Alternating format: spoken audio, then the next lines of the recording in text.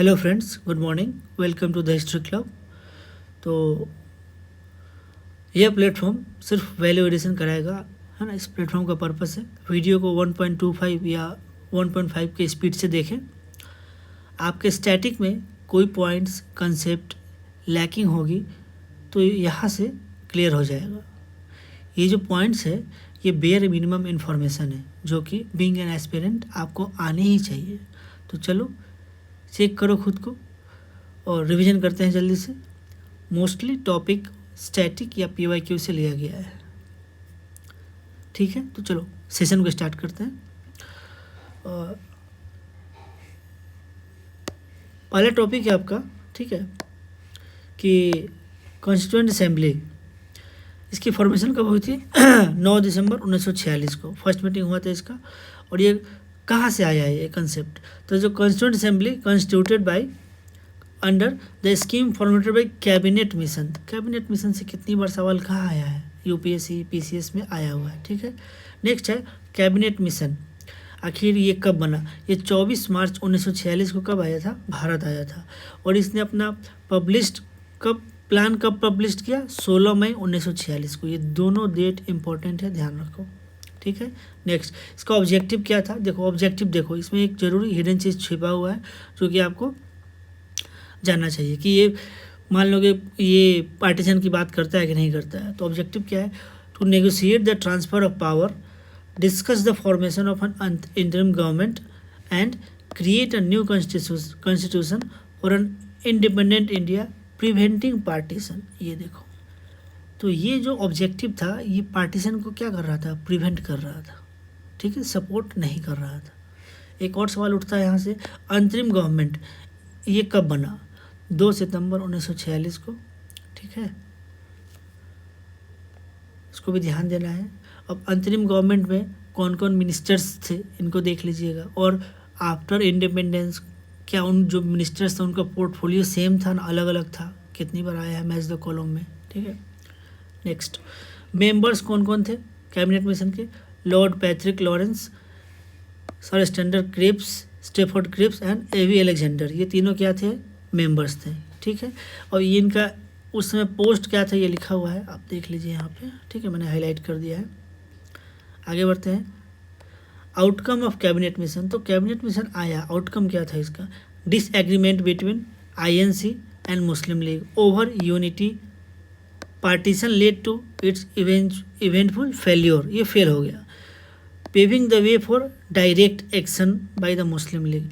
इसी दिन क्या किया था? डायरेक्ट एक्शन डे मनाया गया था मुस्लिम लीग के द्वारा। कब मनाया गया था? 16 अगस्त 1946 को। और यहाँ क्या था? मतलब डायरेक्ट एक्शन का मीन्स रेडी टू वॉर। और इसमें राइट्स हुआ था, कम्युनल राइट्स। कहाँ हुआ था? कोलकाता में हुआ था। ये भी ध्यान देना आ जाएगा कि डायरेक्ट एक्शन डे में जो वॉर हुआ था वो कहाँ हुआ था? मुंबई में हुआ था। किसी और रीजन में दे देगा, लेकिन एक्चुअल में हुआ कहाँ था? कोलकाता में हुआ था, ठीक है दोस्तों। आगे बढ़ते हैं। अब देखो ऑब्जेक्टिव रिजोल्यूशन तो आप लोग जानते हैं, है ना। किसने पेश किया था? Moved by Nehru ji on 13 December 1946 को। इसको एडॉप्ट कब किया गया था ये देखने वाली बात है। ये तो मोस्टली लोगों को पता होता है। 13 दिसंबर 1946। एडॉप्ट कब किया गया था? 22 जनवरी 1947 को इसको एडॉप्ट किया गया था। और जो हमारा आज का प्रियम्बल है ये इसी का क्या है? मॉडिफाइड वर्जन है। It's modified version forms the preamble of the constitution, ठीक है, यहाँ लिखा हुआ है, देख सकते हैं। आगे बढ़ते हैं, चेक करो। मान लो कि प्रिपरेशन तुम कर रहे हो, यहाँ से एक आइडिया मिल जाएगा कि नेक्स्ट टाइम जब तुम रिवीजन करोगे तो इन सब बातों को ध्यान में रखना है, ठीक है। देखो फर्स्ट ड्राफ्ट ऑफ कॉन्स्टिट्यूशन जो था कब पब्लिश हुआ था? फरवरी 1948 में। देखो लास्ट टाइम भी UPSC में सवाल था कि ड्राफ्टिंग कमीशन को कब बना था ये, ठीक है।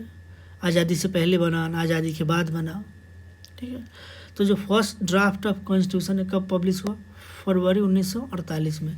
सेकेंड ड्राफ्ट कॉन्स्टिट्यूशन का कब पब्लिश हुआ? सेम ईयर, अक्टूबर 1948 में, देख रहे हो।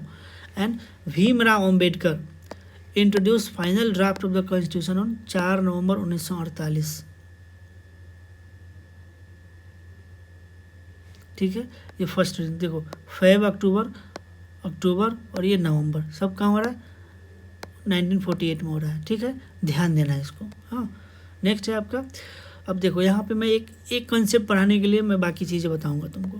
क्या है कंसेप्ट देखो कि आप ये 4 चीफ कमिश्नर प्रोविंस है, इसको जानते हैं कि नहीं, ये कौन कौन है। इसके लिए देखो हमारा जो कॉन्स्टिट्यूंट असेंबली है टोटल स्ट्रेंथ कितना था 389, 296 allocated to British India, 93 seats allocated to princely states. अब 296 में यहाँ फर्दर 292 किसको मिल गया, 11 गवर्नर प्रोविंस को, 11 जो गवर्नर प्रोविंस थे है ना उनको मिल गया। किसको मिल गया, जो 11 जो गवर्नर प्रोविंस थे उनको मिला, और 4 जो है वो चीफ कमिश्नर प्रोविंस को मिला सीट। अब ये 4 कौन कौन है यहाँ देखो, ध्यान नहीं गया होगा तुम लोगों का। पहला जो है ये दिल्ली है, अजमेर मेरवाड़ा है, कुर्ग है और ब्रिटिश बलूचिस्तान है। इसको ध्यान देना क्योंकि ये सारी चीज़ें आ चुकी है, अब सवाल इन्हीं लोगों से आएगा। ठीक है, इस टॉपिक से। नेक्स्ट है आपका हमारा कॉन्स्टिट्यूशन। ये क्या है, federal in form but unitary in spirit, आप लोग पढ़े होंगे। ठीक है, नेक्स्ट है आपका, अब देखो कॉन्स्टिट्यूशन का क्या है, structural part derive from government of India act 1935, philosophical part, अब इसमें क्या आ जाता है, DPSP and fundamental rights. DPSP कहाँ से लिया गया है, आयरिश कॉन्स्टिट्यूशन से। फर्दर ये कहाँ से लिया है, स्पेनिश से लिया है। और फंडामेंटल राइट्स यूएसए से लिया गया है। पॉलिटिकल पार्ट कहाँ से लिया गया है, ब्रिटिश कॉन्स्टिट्यूशन से लिया गया है। ठीक है, तो क्या हो गया, स्ट्रक्चरल पार्ट हो गया, फिलोसफिकल पार्ट हो गया, पॉलिटिकल पार्ट हो गया हमारे संविधान का, कहाँ कहाँ से डिराइव किया गया है देख लिया हम लोग। आगे बढ़ते हैं।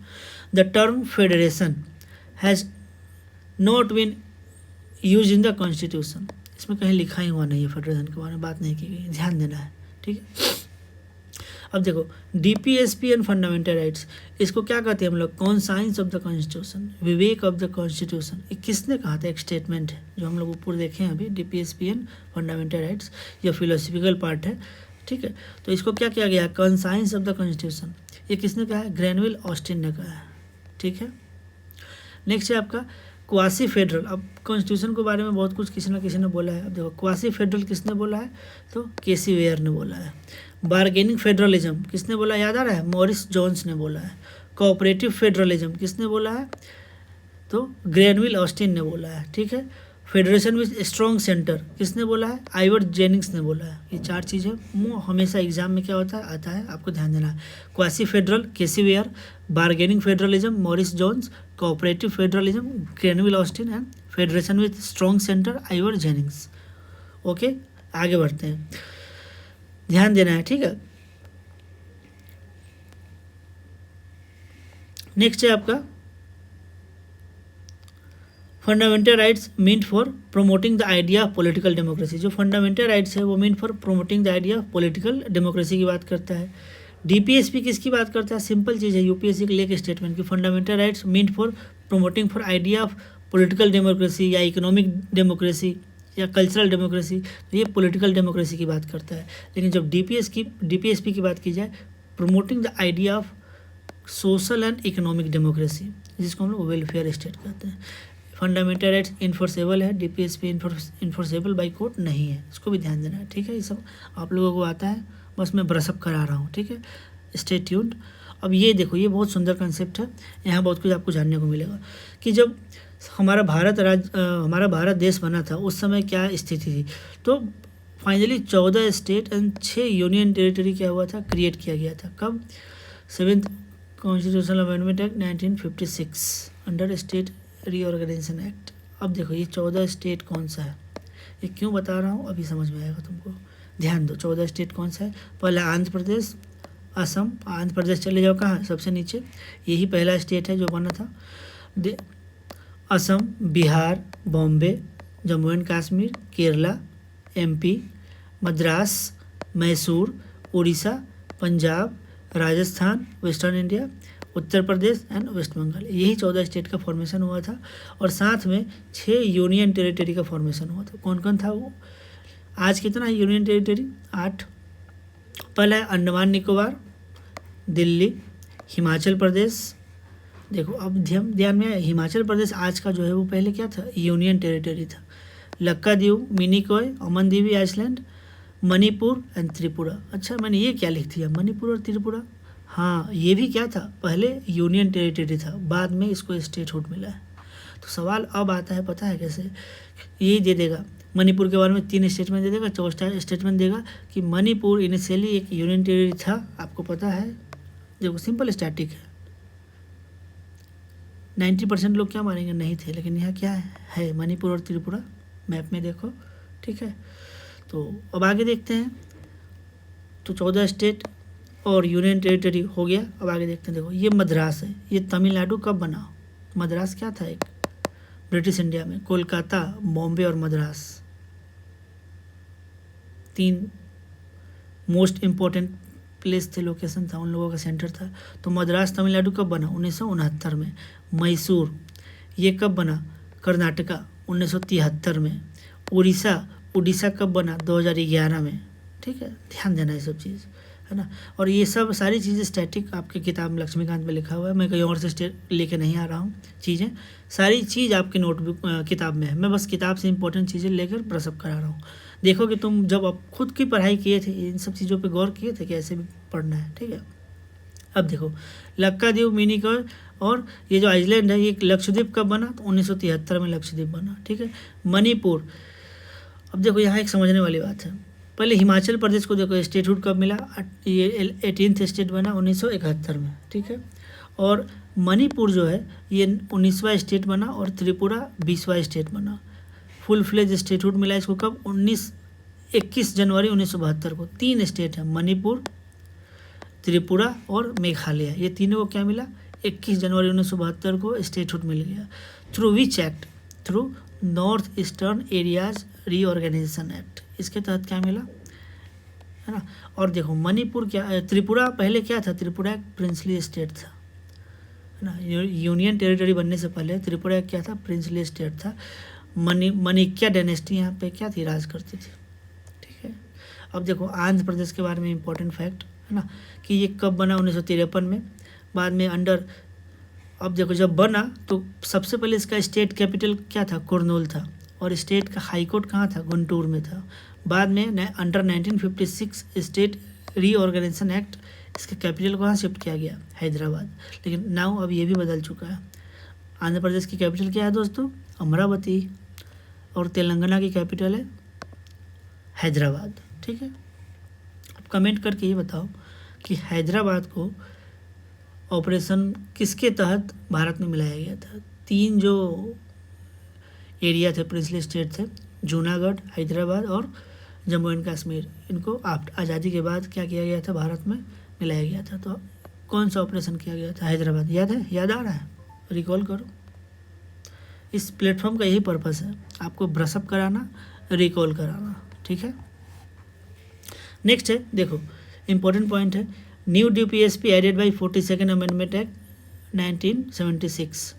बार बार बच्चों को कन्फ्यूजन होता है। यहाँ देखो, एक DPSP 43 आर्टिकल 19, दूसरा है article 39A, 43A and 48A।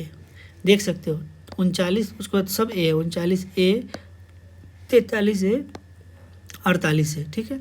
39 क्या कहता है? To secure opportunities for healthy development of baby या चिल्ड्रन ले लो, ठीक है, ये लिखा हो, बेबी नहीं।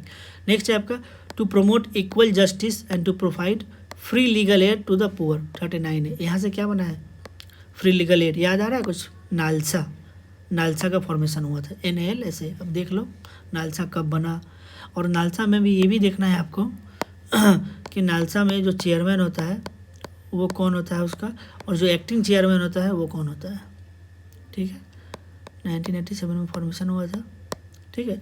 नेक्स्ट है आपका आर्टिकल 43A क्या कहता है? To take steps to secure the participation of workers in the management of industries, 43A and 48A to protect and improve the environment and safeguard of wildlife. अब देखो यहाँ पे क्या है, DPSP में क्या दिया गया? इन्वायरमेंट के बारे में दिया गया। अब जाके इसको मिलाना कि फंडामेंटल ड्यूटीज़ में भी क्या दिया हुआ है? एक इन्वायरमेंट के बारे में दिया हुआ है, देखना जाके कौन सा है। या फंडामेंटल राइट्स हमेशा आता है कि, और DPSP इन्वायरमेंट के बारे में कौन सा आर्टिकल किसमें है, नहीं है, ठीक है। एक बार जाओ मेमोराइज करो, याद आ गया तो अच्छी बात है। नेक्स्ट, अब देखो 44th कॉन्स्टिट्यूशन अमेंडमेंट एक्ट के तहत 42 संविधान संशोधन हो गया। 44वां से क्या जोड़ा गया? आर्टिकल 38। ये क्या कहता है? Which requires the state to minimise and inequalities in income, status and facilities and opportunities. ठीक है। नेक्स्ट है आपका 97th अमेंडमेंट एक्ट 2011। ये आर्टिकल 43B को क्या किया, ऐड किया था, ठीक है, कोऑपरेटिव्स। नेक्स्ट है आपका some directives contain in other part of the constitution. देखो इसको डायरेक्टिव कहेंगे लेकिन ये डीपीएसपी में नहीं आता है। वो कौन कौन सा है, मोस्टली यहाँ से सवाल रहता ही है, कभी पार्ट बदल देगा तुम्हारा, कभी आर्टिकल ही बदल देगा, ठीक है, तो इसको भी ध्यान में रखना, इसलिए मैंने लिख दिया यहाँ पे। क्लेम्स ऑफ एसटी एंड एससीज टू सर्विसेज, ये कहाँ है, आर्टिकल 335 पार्ट 16, ठीक है। Instruction of in mother tongue and article 350A in part 17। Development of Hindi language article 351 in part 17। ये भी क्या है, डायरेक्टिव्स है स्टेट के लिए या सरकार के लिए कि इनको भी ध्यान में रखना है। देख लो, इनका आर्टिकल मैंने बता दिया और पार्ट्स बता दिया कहाँ लिखा हुआ है, ठीक है। आगे बढ़ते हैं। The constitution of India does not contain any provision for a care taker government. अब देखो केयर टेकर गवर्नमेंट हम लोग जानते हैं कि मान लो किसी के पास मेजोरिटी नहीं है तो वो भी अल्पमत में सरकार चला रही है, या फिर मान लो पूरा हो गया इलेक्शन का टेन्योर, उसके बाद जो होता है इमीडिएट तो भंग नहीं किया जाता है, तो वो जो सरकार है वो केयर टेकर की तरह काम करती है। जब नया इलेक्शन होता है फिर से क्या होता है, सरकारें बनती है, तब तक वो सरकार एज अ केयर टेकर काम करती है। लेकिन the constitution of India does not contain any provision for a care taker government. It is only a situational arrangement and a functional necessity, ठीक है, जरूरी है भारत में, है ना। चलो बस ये स्टेटमेंट है, ऐसा अगर आएगा तो ध्यान देना है, सतर्क होना है। Role of caretaker government क्या है, एक कमेटी बनी थी तारकुंडे कमेटी 1974-75 में, इसको भी ध्यान देना है। तारकुंडे कमेटी किससे रिलेटेड है, मैच द कॉलम में आ जाएगा, यूपीपीसीएस वालों, बिहार वालों देख लो। Role of caretaker government, ठीक है। नेक्स्ट है आपका बांसखेड़ा कॉपर प्लेट इंस्क्रिप्शन, मैंने बताया था अपने लास्ट वीडियो में। ये कहाँ है, फिर से रिपीट कर रहा हूँ, शाहजहाँपुर यूपी में है बांसखेड़ा। कौन से राजा से रिलेटेड है, हर्षवर्धना। टाइम पीरियड क्या है, 606 से 647। अब इनका 3 काम है, रत्नावली, नागनंदा, प्रियदर्शिका, यूपीएससी में आ चुका है, ठीक है। और इनके टाइम पे ट्रेवलर आए थे, कौन, हुआन सांग। एच यहाँ है, एच यहाँ है और एच यहाँ भी है, एच से मिला लेना। और इनकी बुक का नाम क्या है, CU की, ठीक है। आगे बढ़ते हैं। During modern period, time period देखो मैंने लिख दिया 322 से 185 बिफोर कॉमन एरा, ठीक है। पहले जो कंसेप्ट चलता था AD का, BC का, और BCE हो गया और CE हो गया, ठीक है। तो medium of exchange was the silver coin called पाना। जो हमेशा कॉइन्स पूछते हैं यूपीएससी, तो पाना है ये क्या है, सिल्वर कॉइन है, गोल्ड कॉइन नहीं है। किस पीरियड का है, मौर्यन पीरियड का है, ठीक है। क्या है, तो मीडियम ऑफ एक्सचेंज है। पहले क्या था, medium of exchange barter system बोलते थे इसको, है ना। या आपका हुंडी भी आया है, बिल ऑफ एक्सचेंज बोलते हैं यूपीएससी में, हुंडी एक टर्म था। नेक्स्ट है फाउंडर ऑफ कालाचूरी डायनेस्टी। अब कालाचूरी सोने तो हो गए नाम, लेकिन लोकेशन पता है, MP Madhya Pradesh. Time period 10th to 12th century. Kokalla one ने क्या किया था, कालाचूरी डायनेस्टी का फाउंडर है ये, ठीक है। नेक्स्ट है आपका किताब कौन सा है, तबकाते नसरी, सबको पता है, मिनाज सिराज, फटाक से, ठीक है। अब ये बुक किसको डेडिकेट किया गया था, तो ये नसरुद्दीन महमूद को क्या किया गया था, दिल्ली सल्तनत का किंग था, नसरुद्दीन महमूद को डेडिकेट किया गया था। ये 8वां सुल्तान था नसरुद्दीन महमूद दिल्ली सल्तनत का। और ये मिनाज सिराज इनको काजी का पोस्ट दिया गया था। ये भी सवाल आ सकता है कि क्या काजी का पोस्ट मिनाज सिराज को दिया गया था, बिल्कुल दिया गया था, ठीक है। और ये नसरुद्दीन महमूद 1390 से 1394, ठीक है। तबकाते नासरी मिनाज सिराज डेडिकेटेड टू नसरुद्दीन महमूद। आगे बढ़ते हैं। मोहम्मद हुसैन ऑफ कश्मीर, देखो एक राजा है Mohammad Hussain of Kashmir, was given the title of Zari Kalam by Akbar. ये भी ध्यान देना है। तो जरी कलम का जो टाइटल है अकबर के द्वारा किसे दिया गया, मोहम्मद हुसैन को दिया गया। Next court scholar of Mahmud Ghaznavi. जो महमूद गजनवी थे, जो गजनवी ईरान से आए थे, है ना, जो 17 बार अटैक किए थे इनटू इंडिया। अटैक कब किए थे, 1000 से 1027 के बीच में, जो कि मोस्ट इनका फेमस है सोमनाथ पे अटैक करना, जो कि 1025 कौन एरा में क्या किए थे, अटैक किए थे। इनके टाइम पे देखो इतने सारे जो लोग हैं, ये क्या है, इनके कोर्ट पोएट थे, कोर्ट स्कॉलर थे, ठीक है। कौन कौन है ध्यान दो, आ जाएगा। अलबरूनी, उत्बी ने क्या लिखा था, किताबुल यामनी। फराबी, वैहाकी, तारीखे सुप्त का गेन, ठीक है। फरूही, फिरदौसी, असदी एंड तूसी। नहीं जानते उसको जल्दी से नोट कर लेना, वीडियो रोक के, इंपॉर्टेंट है, आएगा, ठीक है। इसी में से कोई बोल देगा तूसी। ये कोट स्कॉलर था मोहम्मद गोरी का, अब जगह काम से, लेकिन है किसका, ये महमूद गजनवी का, ध्यान देना है, ठीक है। पॉइंट्स टू रिमेंबर, यहाँ क्या है, मैंने ट्रैप लिखा है, क्यों लिखा है, अब देखो ये कुछ इंपॉर्टेंट PYQ से लिया गया है। Silver fish is not a fish but an insect. नाम में लिखा हुआ है सिल्वर फिश, लेकिन ये फिश नहीं है, क्या है, एक इंसेक्ट है। Bombay duck is not a duck but a fish, note कर लेना। इंडियन फीदरबैक से क्या पता चला, बर्ड, लेकिन ये बर्ड नहीं है, ये क्या है, एक फिश है, ठीक है। कन्फ्यूजन हो रहा है, क्या करोगे, पढ़ लोगे, हमेशा एज में रहोगे, आगे रहोगे, ठीक है। Plain tiger is not an animal, ये क्या है, एक बटरफ्लाई है, प्लेन टाइगर, ठीक है। ये 4 पॉइंट मैंने उठाया था, है बहुत सारा, आज 4 है, नेक्स्ट वीडियोस में और भी करा दूंगा, जो कि UPSC हमेशा पूछता है, ठीक है। सिल्वर फिश क्या फिश है, या कोई भी स्टेट PSS एग्जाम। देखो अभी इसराइल फेमस है, चल रहा है युद्ध गाजा इसराइल, तो पोर्ट है असदूद, इलियट एंड हाइफा। ये क्या है, पोर्ट ऑफ इजराइल है, Ashdod, Eilat, Haifa, port of Israel, ठीक है।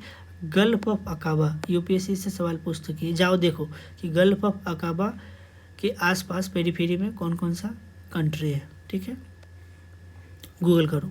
नेक्स्ट है आपका एक जेप्टो है, 1 जेप्टो बराबर, जेप्टो जिससे हम लोग खाना ऑर्डर करते हैं, ठीक है, क्या है, 10⁻21 मीटर है। 1 जेप्टो बराबर 10⁻21 मीटर।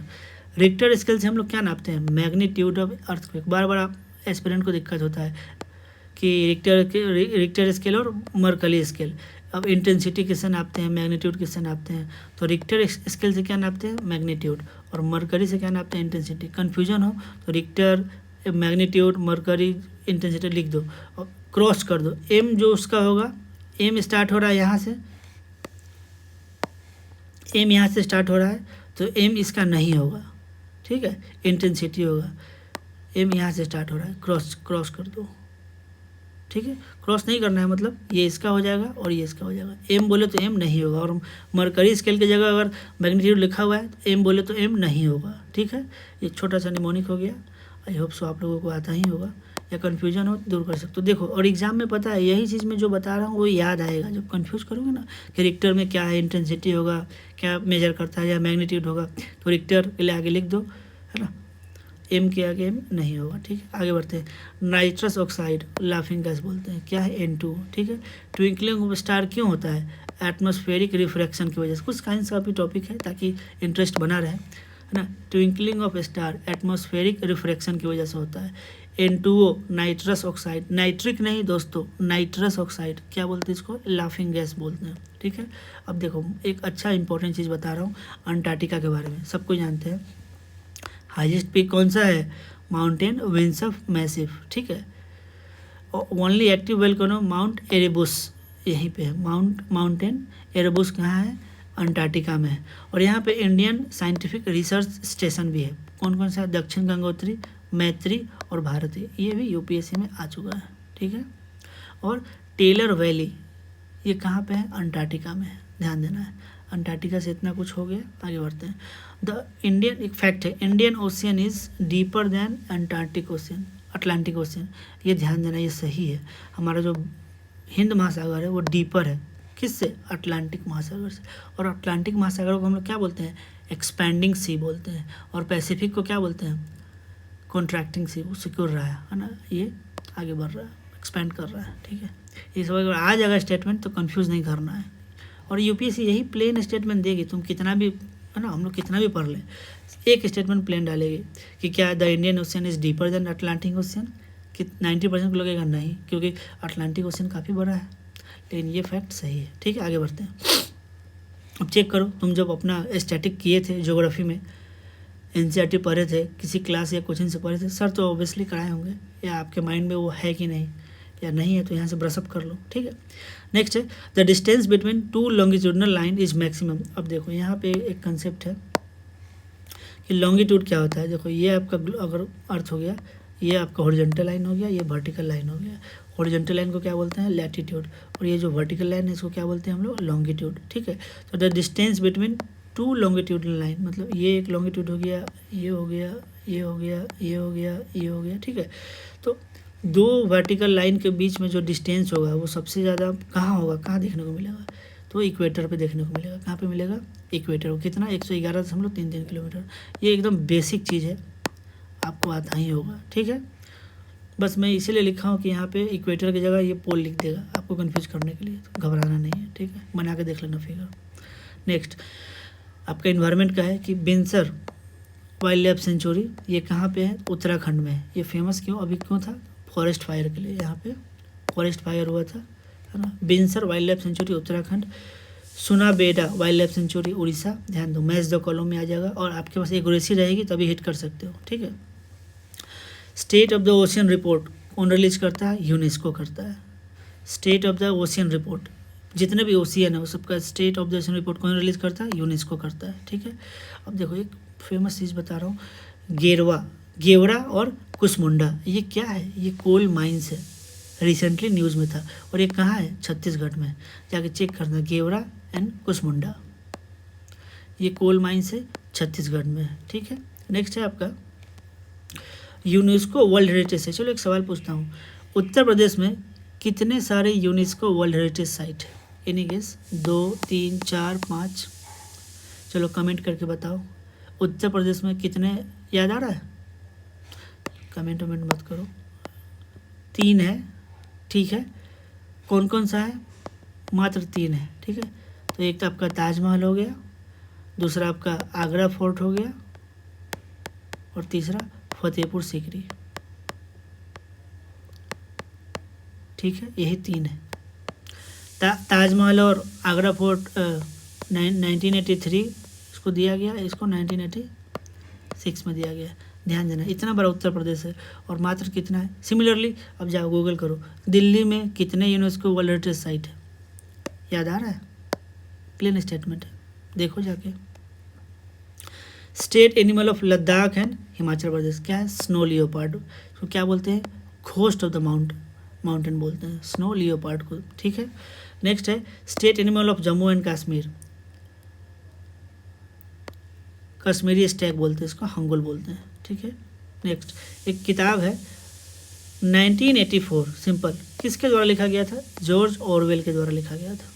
ठीक है, अब देखो बद्रीनाथ, हम सभी लोग जानते हैं, केदारनाथ और बद्रीनाथ, इनके बारे में 2 चीज़ बता रहा हूँ। आखिर बद्रीनाथ किस नदी के किनारे, बैंक ऑफ अलकनंदा रिवर। ठीक है, और किसके द्वारा एस्टेब्लिश किया गया था, आदि शंकराचार्य के द्वारा एस्टेब्लिश किया गया था बद्रीनाथ को। लेकिन Kedarnath is known as the samadhi sthal of आदि शंकराचार्य। आदि शंकराचार्य केदारनाथ में ही जाकर क्या लिए थे, अपने समाधि ली थी। ठीक है, आपको पता हो तो अच्छी बात है, नहीं पता हो तो कोई बात नहीं है। तो चलो यहाँ तक ये सेशन कंप्लीट होता है। एक बार फिर से क्या करना, वीडियो को देख लेना जल्दी जल्दी, रिवीजन, क्विक रिवीजन हो जाएगा। और nature never deviates from her established law, एक कोट है, थोड़ा सा ज्ञान ले लो कि nature never deviates from her established law. What about you, तुम भी तो, we are the product of the nature ना, तो हम लोग क्यों डेविएट हो जा रहे हैं, है ना, पढ़ाई से या प्रोडक्टिविटी से। बैठते तो 10-12 घंटा है लेकिन प्रोडक्टिविटी नहीं बन पाती है ना, तो ऐसा क्यों हो रहा है, ज़रा देखो क्यों, क्योंकि we are the product of nature. जो भी तुम्हारे डेविएशंस आ रहा है सबको कम करो, क्योंकि एग्ज़ाम नज़दीक है। चलो, until will meet next time, thank you for your hard work. यहाँ तक अगर वीडियो देखे हो, पहुँचे हो, बहुत कुछ सीख कर जा रहे हो, कीप गोइंग, आगे बढ़ते रहो। ठीक है।